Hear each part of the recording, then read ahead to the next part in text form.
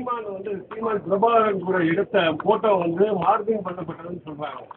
என்னன்னா சீமான் பிரபாகரனை வச்சுதான் இப்ப அரசியல் பண்ற மாதிரி பண்ணிட்டு இருக்காங்க. இப்ப அந்த போட்டோவே மார்பிங்கிறாங்களே, அதை பத்தி உங்களோட கருத்து? நான் எதுவும் சொல்ல விரும்பல. இதுக்கு முந்தையே நிறைய பேசிட்டேன் அதை பற்றி.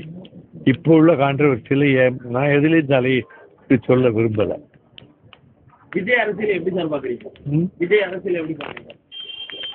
ஒரு நெருக்கடியான காலகட்டத்தில் இருக்கு.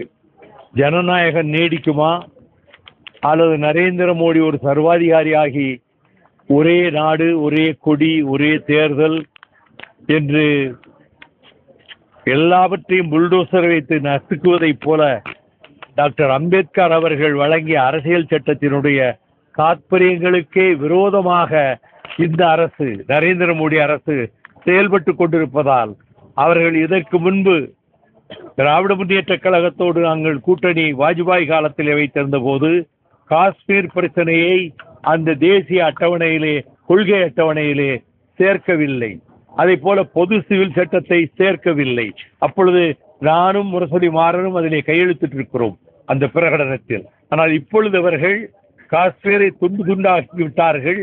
அதற்கு பிறகு அவர்கள் புதிதாக ஒரே நாடு ஒரே கொடி ஒரே தேர்தல் என்று சொல்வதன் மூலம் ஒரே மொழி இந்தியும் சமஸ்கிருதமும் தான் என்ற முறையிலே அவர் எடுத்து வைக்கின்ற ஒவ்வொரு அடியும் சர்வாதிகாரத்தை நோக்கித்தான் இந்தியாவை கொண்டு செல்ல முயற்சிக்கிறார்.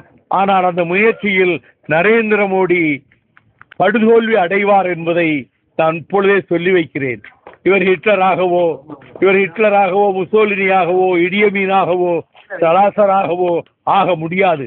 ஆனால் அப்படிப்பட்ட நோக்கத்தோடு தான் அவருடைய செயல்பாடுகள் அமைந்திருக்கின்றன. அவை நிச்சயமாக தோற்று போகும். மக்களிடம் விழிப்புணர்ச்சி வரும். அரசியல் சட்டம் தான் நம்மை பாதுகாக்கிறது. அதை தந்தவர் டாக்டர் அம்பேத்கர் அவர்கள். அதனே அடியோடு மாற்றுகின்ற உள்நோக்கத்தோடு நரேந்திர மோடி செயல்படுகிறார். அவருக்கு பின்னாலே இருக்கக்கூடிய அந்த கூட்டத்தை செயல்படுத்த வைக்கிறார். இந்துத்துவாக்களும் RSS காரர்களும் சேர்ந்து அலகாபாத்திலே ஒரு மாநாடு போட்டார்கள். அந்த மாநாட்டில் ஒரே நாடு ஒரே கொடி என்று இருப்பது மட்டுமல்ல, இந்த பெயரையே இனிமேல் பாரத் என்று தான் சொல்ல வேண்டும், இந்தியா என்று சொல்லக்கூடாது. தலைநகரம் டெல்லியிலிருந்து மாற்றப்பட்டு வாரணாசிக்கு கொண்டு செல்லப்படும். கிறிஸ்தவர்களுக்கு ஓட்டுரிமை கிடையாது, முஸ்லிம்களுக்கு ஓட்டுரிமை கிடையாது. இப்படி அவர்கள் அந்த பிரகடனத்தை 32 பக்கம் அதை வெளியிட்டார்கள். அதான் அவர்கள் உள்நோக்கம். ஆனால் அது ஜனநாயகத்தையே அழிக்கின்ற முயற்சி என்பதால் இந்த நாட்டினுடைய கோடாறு கோடி மக்கள் ஜனநாயகத்தை அவர்கள் 76 நெருக்கடி காலத்தில் எப்படி பாதுகாத்தார்களோ அதை போல பாதுகாப்பார்கள். செய்திகளை உடனுக்குடனும் துல்லியமாகவும் தெரிந்து கொள்ள சப்ஸ்கிரைப் பண்ணுங்க.